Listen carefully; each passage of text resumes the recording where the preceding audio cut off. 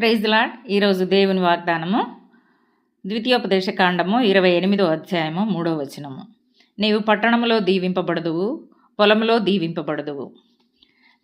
దేవుడు మోషే మరియు యాజకులైన లేవీయుల ద్వారా ఇశ్రాయేలీయులందరికీ చెప్పుచున్న మాటలు ఇవి. మనము దేవునికి విధేయత చూపినప్పుడు, మనం ఆయన అధికారం కిందికి వచ్చినప్పుడు, ఆయన ఆజ్ఞలను పాటించినప్పుడు ఈ ఆశీర్వాదాలన్నిటి మనం పొందుకుంటామని ఈ వాక్యం ద్వారా మనకి తెలియజేస్తుంది.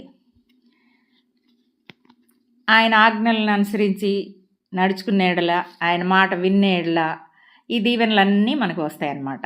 మొదటిగా పట్టణములో దీవింపబడదు అంటే నీవు నివసించే చోట ఎక్కడైనా సరే, ఆఫీస్లో నువ్వెక్కడ పని చేస్తే అక్కడ దీవింపబడతావు, నువ్వెక్కడ పని చేస్తే అక్కడ ఆశీర్వదింపబడతావు, నువ్వు ఎక్కడుంటే అక్కడ నీవు పనిచేసే ప్రతి చోట నీవు హెచ్చింపబడతావు అన్నమాట.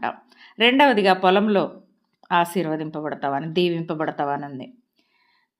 అంటే నువ్వు చేసే వ్యవసాయమా లేదా వ్యాపారమా, నీవు జీవించడానికి ఎక్కడెక్కడ ఎన్నో రకాల బిజినెస్లు చేస్తుంటాం మనం, అన్నిట్లో కూడా మనం దీవింపబడతాం అన్నమాట. అలాగే నువ్వు లోపలికి వెళ్ళినప్పుడు దీవింపబడతావు, వెలుపలికి వెళ్ళినప్పుడు కూడా దీవింపబడతావు అన్నమాట. ఆ విధంగా మనము దేవుని ఆజ్ఞలను అనుసరించి నడుచుకుంటే ఈ విధంగా పట్టణంలో దీవింపబడతాం, పొలంలో కూడా దీవింపబడతాం. నీవు అనుసరించి ఆ విధంగా నడుచుకోవాలంటే ముందుగా మనల్ని మనం ఆయన అధికారం కిందికి తెచ్చుకోవాలి, ఆయనకు లోబడాలి.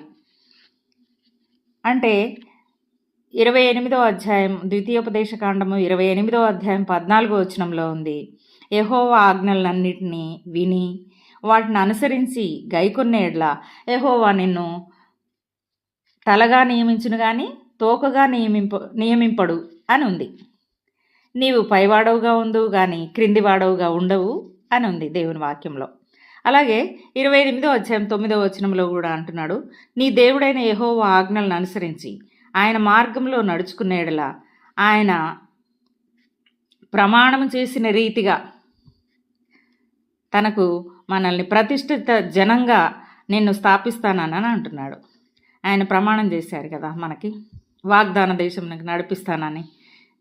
ఆ విధంగా మరి మనల్ని తనకు ప్రతిష్ఠిత జనంగా, తన స్వకీయ జనంగా చేసుకుంటాడనమాట దేవుడు మన ముందు ఈ వాక్యంలో 2 ఆప్షన్స్ ఇచ్చాడు. దేవుడు 2 మార్గాలను చూపించాడు. ఒకటి మరి దీవెన, 2 శాపము. మరి